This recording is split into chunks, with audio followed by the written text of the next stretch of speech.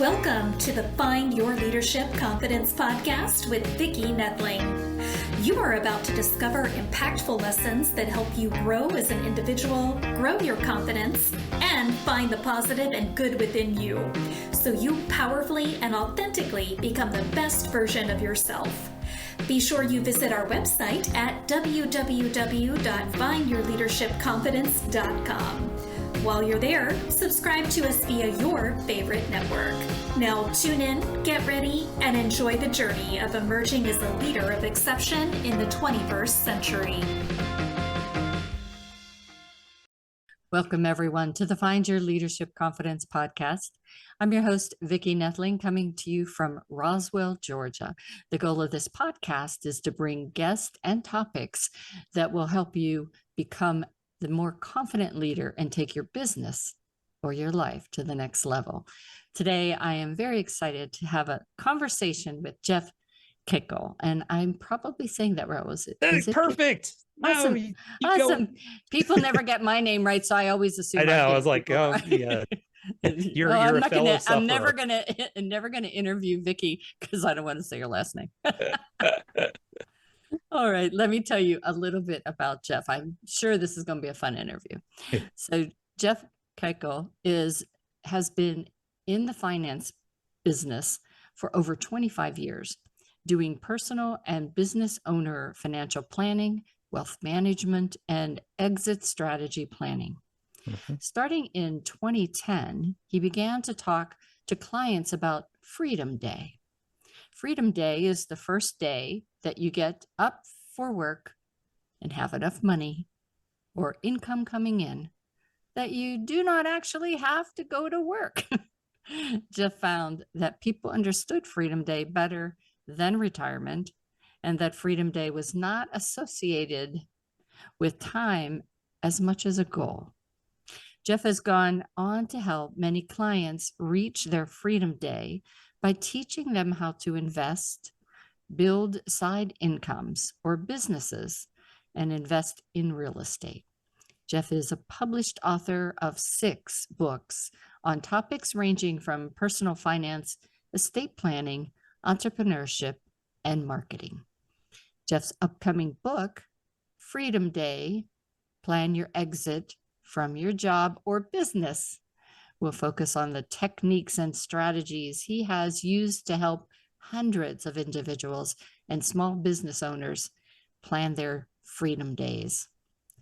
Jeff is a chartered financial consultant, chartered retirement planning counselor, accredited small business consultant, a non-qualified plan advisor, a qualified plan fiduciary advisor, and is a certified rapid growth coach.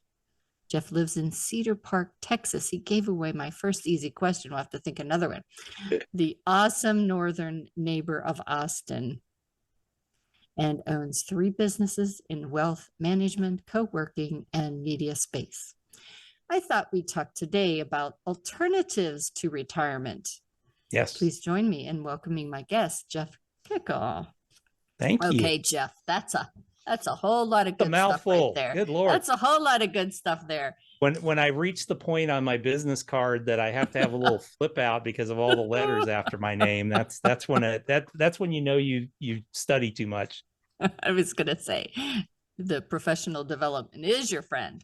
Yes. All right. So we know that you live in Texas now. Have you always lived in Texas? For a pretty good chunk of my life. So I was born actually in Hawaii. Born on the island of Maui. So the Lahaina fires are very personal to me. Having grown up there, little running around those streets that are no longer there anymore. Moved to North Carolina. So most of my early formative years were in Asheville, North Carolina, most beautiful place on the planet. Yes. And moved to Texas. My parents had moved, and I ended up kind of in high school, moving back to Texas, stayed here, went into the military, and then ended up coming back to Texas. And I've pretty much been here for the last 25 years. Wow. Yeah, you've been to 3 of my most favorite places. I love Maui, and it did break my heart to hear about the fires. It's good. Gosh, it's been since 2002, maybe, that I Yeah. was there last. Yeah, I was And there in then, '01. I was there on oh, September 11th, oh and had no. flown September 10th, flew over to Oahu for, we'd been there for 10 days, flew over for 5 more days to Oahu. And that's when woke up to the Twin Towers falling and everything else. And it was a very weird experience, but it was a very interesting experience, being basically feeling like you went back in time because there were no airplanes flying. Yeah, And I've that never been was, on Waikiki Beach where there wasn't airplanes flying. It was yeah. like, it's really quiet here for some reason. It is. It was very, I think we could probably do a whole podcast Yeah. on the experiences of that day for people. But for me, living here in Atlanta, Mm. where I live, I have freeways near me. Yep. And as you High say, rises everywhere. this is a direct path for Hartsfield and Jackson. And Yeah. so to not have planes, it reminded me of whenever I was back in the country. Yeah. And there was no noises except the noises of trees and animals and things like that. Yeah. So I mean, I'd never been eerie. on Waikiki Beach and been able to hear the ocean. Yeah. So it was just weird to, just all you heard was the ocean. So yeah, long story, but yeah, I moved here to Texas, and I just kind of always bounced back and forth. I lived in the Dallas area, and about 12 years ago moved down to Austin, and love the Hill Country area.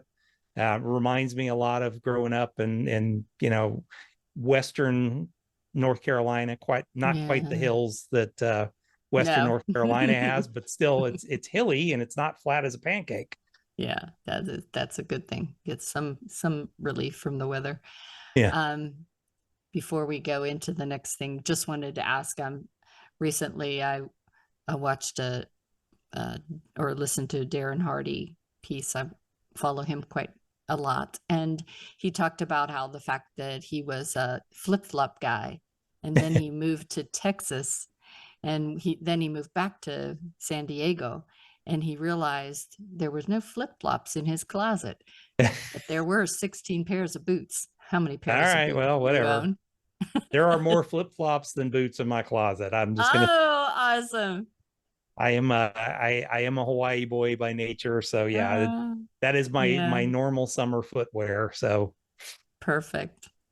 All right, so I'm sure people want to get into the alternative retirement. Sure. And so I'd love to have you answer this question. And for some people, this may not be true.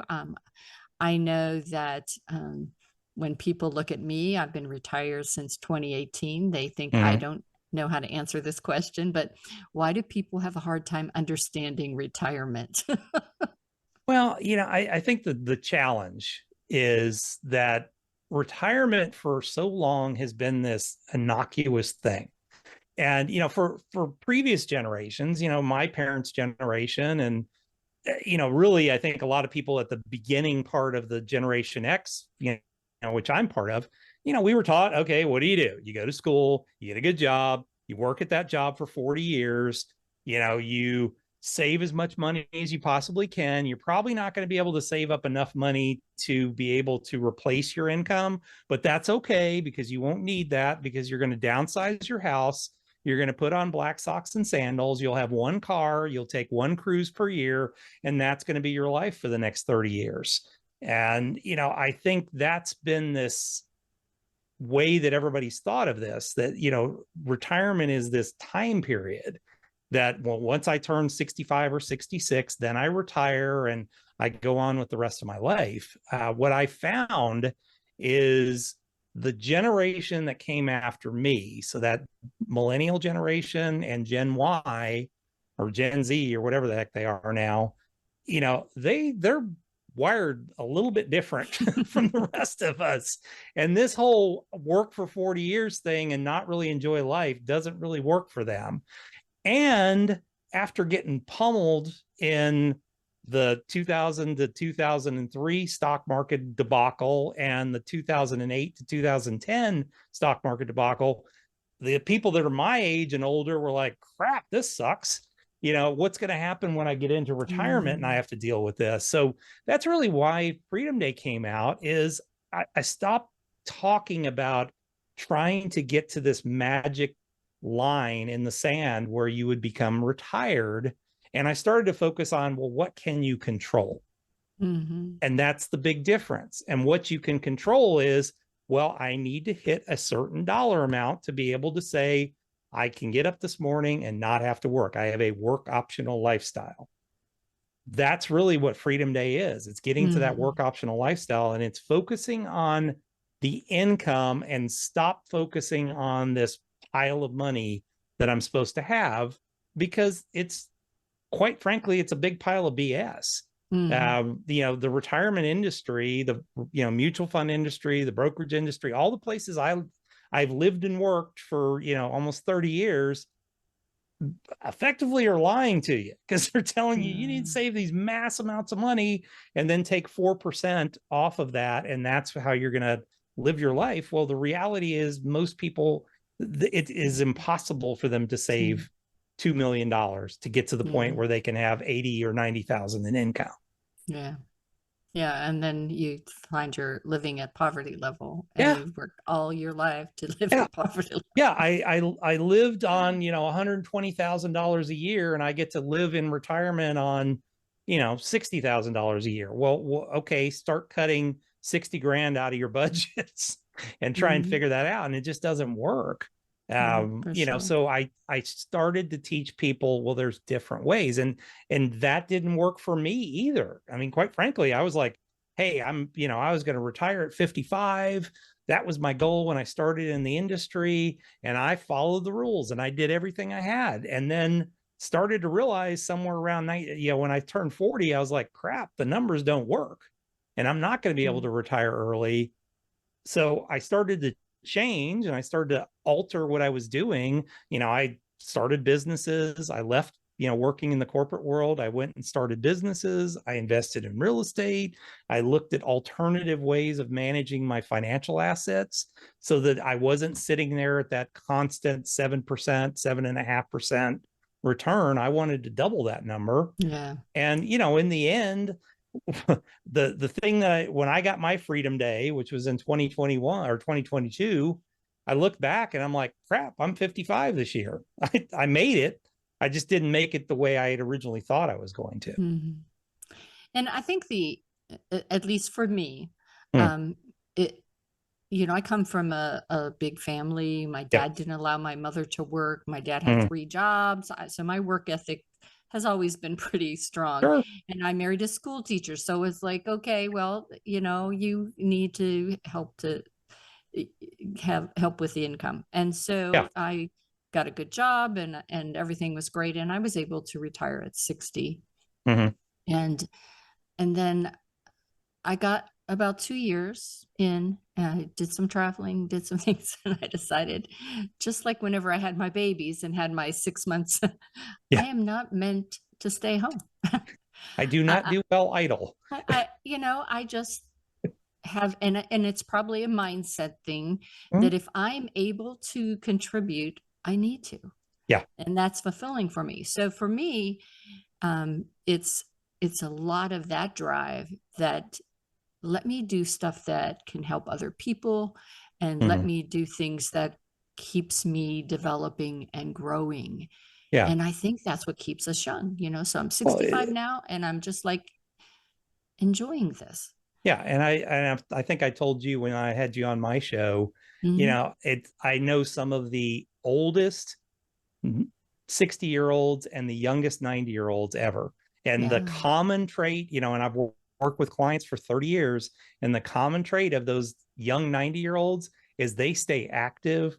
They use their brain constantly. They're around other people. They have a purpose in life, and that was part of, I guess, as I started to look at my formation of Freedom Day and looking at kind of the other movements that were around, one of the movements is the FIRE movement. And I kind of have this love-hate relationship, and they basically hate me and I don't necessarily love them. But, when I started to look at the way they were looking at life, it was like taking the retirement side of things and moving it forward 30 years. So it was like, okay, live like a pauper Yeah. for 10 years. And then you get to the point where you've got enough income so that you can continue to live like a pauper, but you don't have to get up and go to work. And you don't really have any kind of focus in life. Now, they will argue that, well, we do all kinds of things, but it's very hard to go from I'm saving 50 to 60% of my income for 10 years. And then all of a sudden go to the point where you're like, hey, I can actually spend money. And that was for me, it's that what I call the Freedom Day lifestyle. You owe it to the world once you've gotten yourself to your Freedom Day, whether it's helping other people do that or whether it's doing something, you've got to do something after that. Otherwise, you're just going to waste away.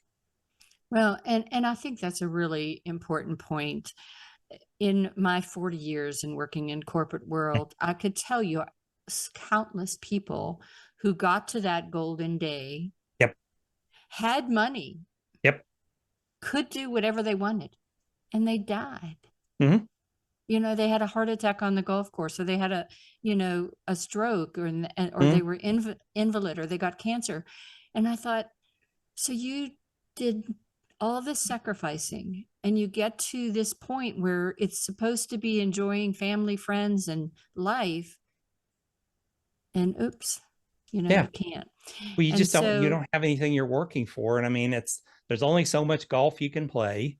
yeah. There's only so many vacations you can go on. I mean, for us, my wife and I look at it that, probably in the next 5 years, most of our businesses will be kind of on autopilot where we don't have to be in them every day. And, I mean, I look at it, I want to go live for like a month in England and just spend a month just living over there, being part of the world there and learning things and exploring and everything else. Well, that's what you buy yourself. Yeah. And you can't buy yourself that on, well, I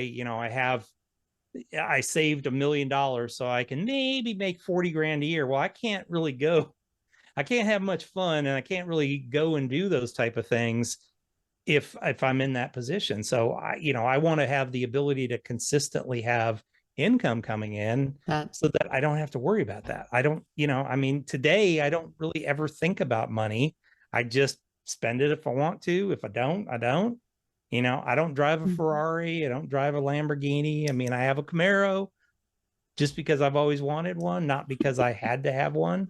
And I don't, on my YouTube channel, I don't stand there in front of it or rent a Ferrari and then stand in front of it and tell the world how wonderful I am. And this, promise that I'm going to, be able to share with you this knowledge that's going to make you be able to have a Lamborghini. You can have a Lamborghini for like $200 a day. Go rent one if you want one. No. Be you and be who you are. And I think that's really good advice too, to be authentic. That's part of what I teach in my leadership as well as my public speaking is you have to be you. People don't buy your business. They don't buy your content, your social media. They buy you, and that they can trust you and believe in you. So I think that's important.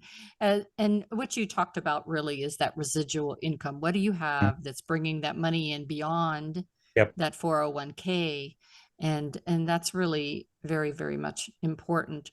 So talk about some of those alternatives that they can look at that are perhaps a little bit more stable, if you will. Mm-hmm. Well, I think one of the most important things is to look at, okay, what's out there that is predictable, so you want to have predictable income. One of the strategies I learned early on is what's called the 10 by 10.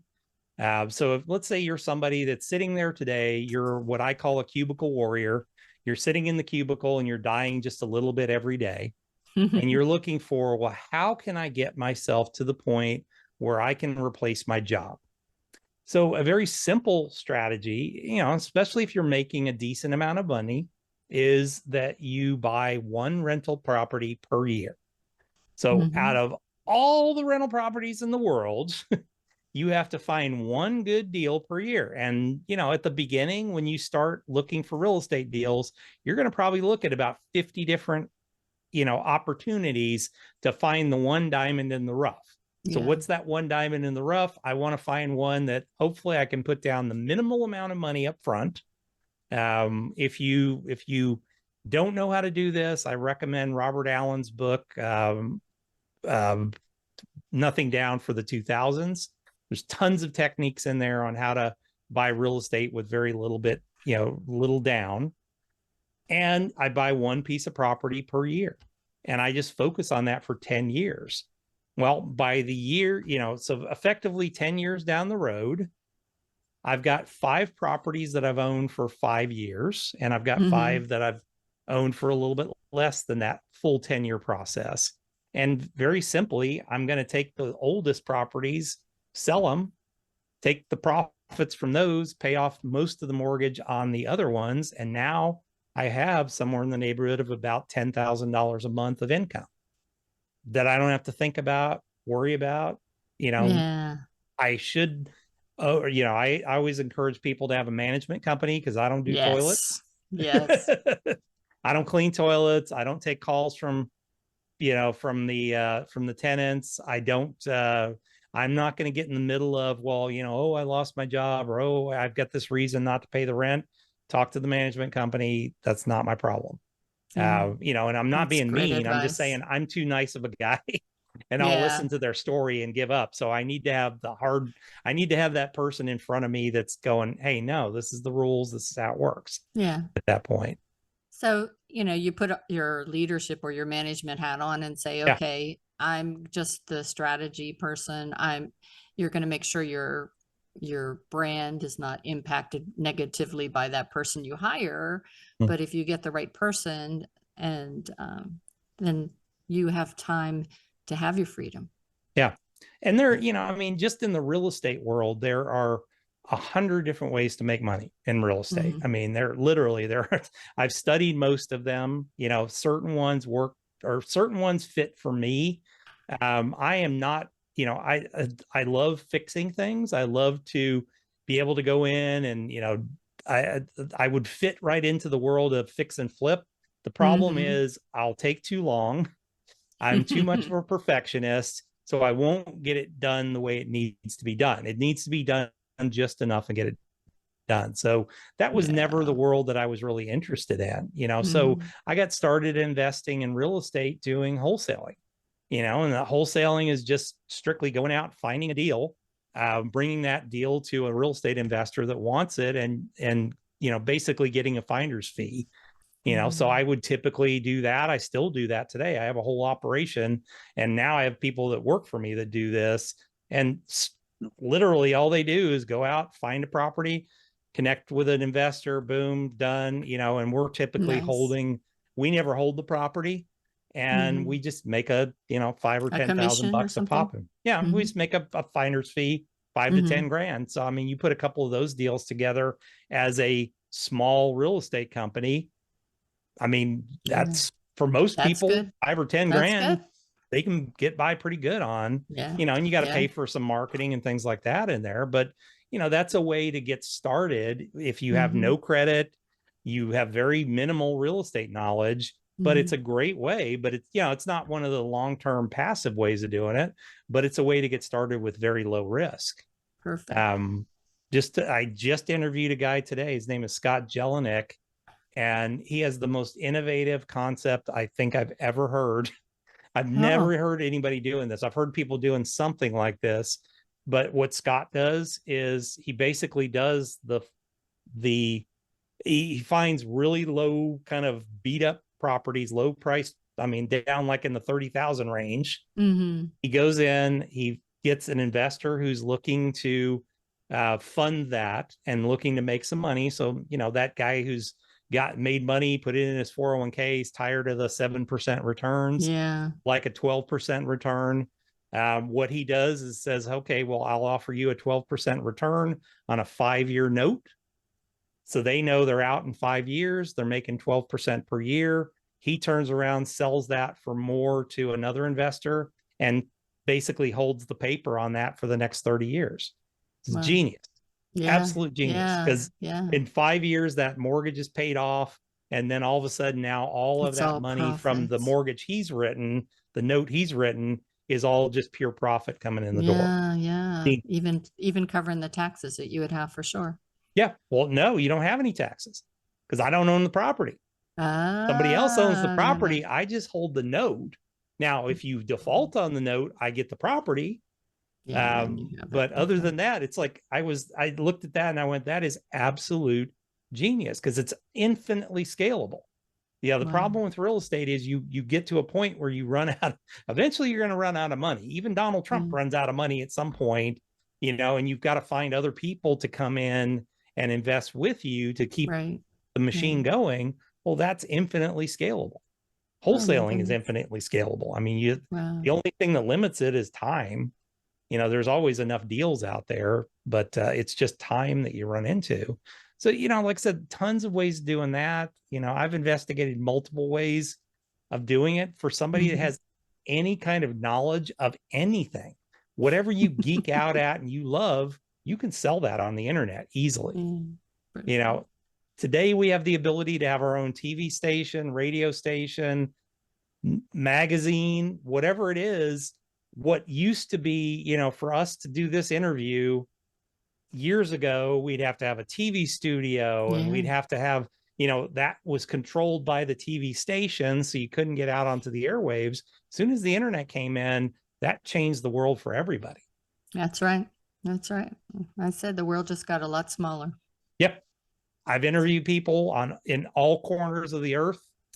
I've interviewed them in Africa. I've interviewed them down in the South Pacific. That's been the cool part of having a podcast has been to meet all these incredibly cool people like you. I mean, I know. You were on my show. God, it was quite a while back. Yeah, it is. Been a while. Yeah, but it was so I was good. Like, awesome. I mean, it's great meeting all these amazing people and sharing their stories with the world. I know. My goal is at some point in time to just have like a in-person with all the people that I interview. Just it would be so fun. I have my short list of people I'd like to do that. Yeah, that would be so great. I'm going to be doing. Oh, go ahead. No, there's a group of them in the book that I've shared their stories in the book that I have coming out, and that's kind of my goal is to as I share their stories in the book to actually go do a in-person interview with them wherever they're at. And I want to do retreats just a couple, 3 times a year, because I just think that just having that immersiveness, we have a great 30 minutes together, but if you can have a day and have 3 or 4 people that could just work with you, I think it'd just be so wonderful. Love that idea. So I have multiple businesses. So I have my anti-aging and wellness as a side gig that I started even before I retired. And it was really just trying to not look like I was 65 anymore, but also not feel. I told you this before. It worked, by the way. Good Lord. When you told me that, I was like, no way. It's just a wonderful group and company and everything works. But it's that residual income, and we're just trying to find things, but it does take some time and some effort and some side gigs. Some companies don't provide you a lot. You have to build the company I have provides all the marketing and everything. Nice. But what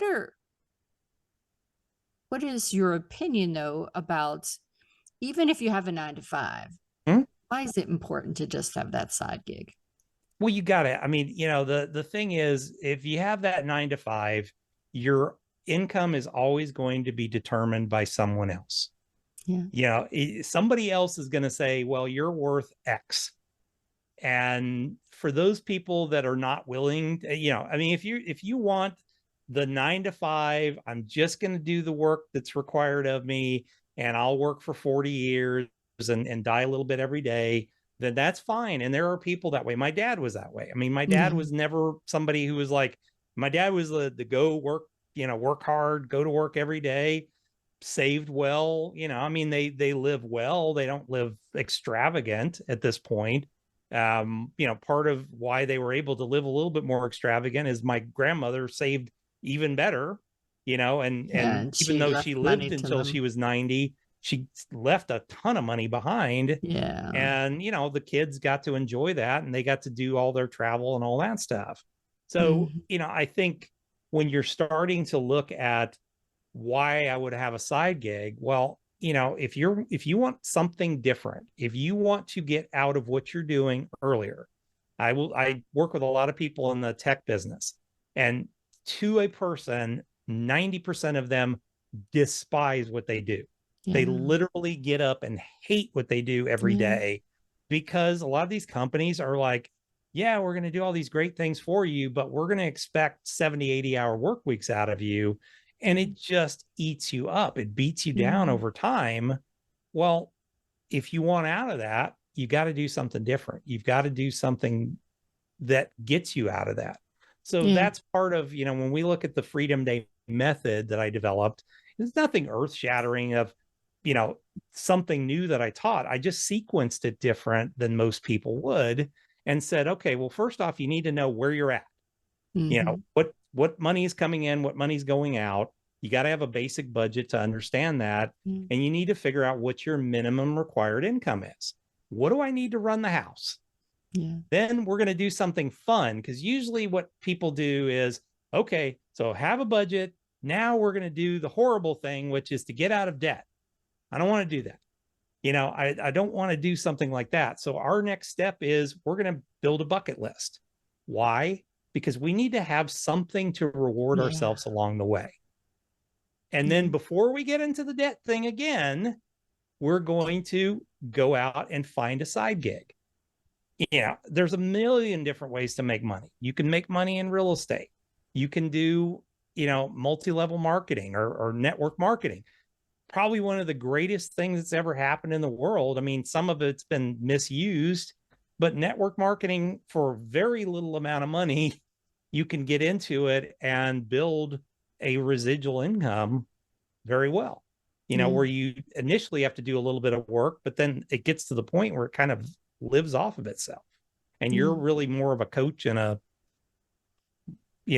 coach and a whatever, kind of pushing them along more than you're out there hustling, looking for people or looking for sales. Right. And I know that, for years, I guess it's still that way, but my last several, probably decade I was at a wonderful company, but the raise that you were anticipating was, used to be maybe 3 to 5%. If you really did really well, you got that 5%. And then it was like, well, maybe 1 to 3%. And I'm thinking, okay, your side gig can get you back up to that 5% for sure. Not very much. Yeah, it doesn't take much. Yeah, that's exactly right. But I think it also starts to transition. We call that step 3, where you're going and building a side gig. We call it retraining your brain. Yeah. Because you go from a paycheck mindset, which is, I give you 40 hours of my time and you give me money for that. And you change that to, if you start to get out of the paycheck mindset and you get into the business owner mindset, you go into it saying, I have this thing of value that you are willing to pay me for. Yeah. So I have infinite amounts of these things of value that I have, and I can make as much money as I possibly can. And ideally, I can get to the point where that's not an active income, but it's a passive income. But I got to get out of that paycheck mindset first, and just doing something simple and then rewarding yourself. So we just tell somebody, hey, take your top 3 things, the things that you just want to do off your bucket list in the next 6 months. And then we're going to figure out how we're going to pay for that with a little side hustle. My first little side hustle, the funny thing is I developed a book for police officers, for police officer retirement, back when I used the R word still. And I was like, what can you do? So I started exploring all these things you could do. I started an Amazon store. It was awesome. I mean, my wife and I were making $4,000, $5,000, $6,000 a month, just over and over and over again. It was a lot of work, and it was all active income, but it was something that we were able to start in our house, and it was nothing big.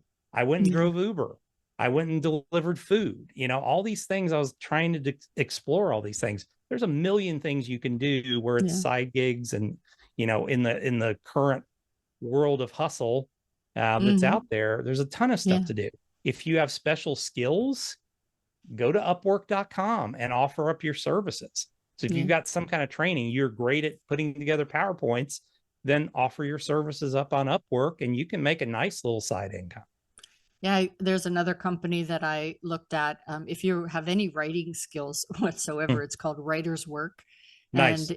And it's, you know, anywhere from $15 an hour to $25, $30 an hour, depending on your expertise or more. Mm. And I mean, there were even things out there like television writers or Yeah. news, you know, things that are jobs that people are looking for, kind of thing. Mm.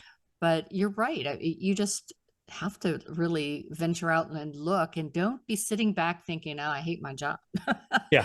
Do Well, something about it. you can still hate your job, but you Yeah. know, look forward to that time outside of your job. You know, maybe I'm not going to work 45 hours a week anymore. I'm going to work 40. So I'm going to give the bare Mhm. minimum that it needs to keep my job. And I'm going to Mhm. focus my efforts that extra 10 or 15 hours. I mean, we all have the same 162 hours per week. Yeah. You know, and you figure 40 hours at work, maybe let's call it 50 hours sleeping during a week. What else are you doing with your time? You got Yeah. 162 hours. What else are you doing with your time? Yeah. Take 10 hours of that and focus on building a side income, or at least try something where you're earning money and, you know, it's not money that required you necessarily to spend a ton of time doing. And for all those that may be employers that are out there listening, and that may think, no, I don't want my employee to work a side gig. But the thing is, like a ton of knowledge is gathered and gained by that side gig that you might. Yep. So when I started my anti-aging business, again, everything was provided for me, but I learned social media. I learned e-commerce websites. I learned how to approach and pitch, all these things that my company was not teaching me, but they sure as hell could use. Yeah. Well, and I think of it, I mean, if you run your own private business, you understand, or you should understand, the financials of that business. I would think you're going to be a hell of a better employee Yeah. when you understand, okay, if X amount's coming in and X amount's going out, and this is bigger than what's coming in, that's not good. You can't sustain a business for that time period. So it makes me as an employee go, hey, what can I do to cut, you know, costs in the business, my little piece of the business?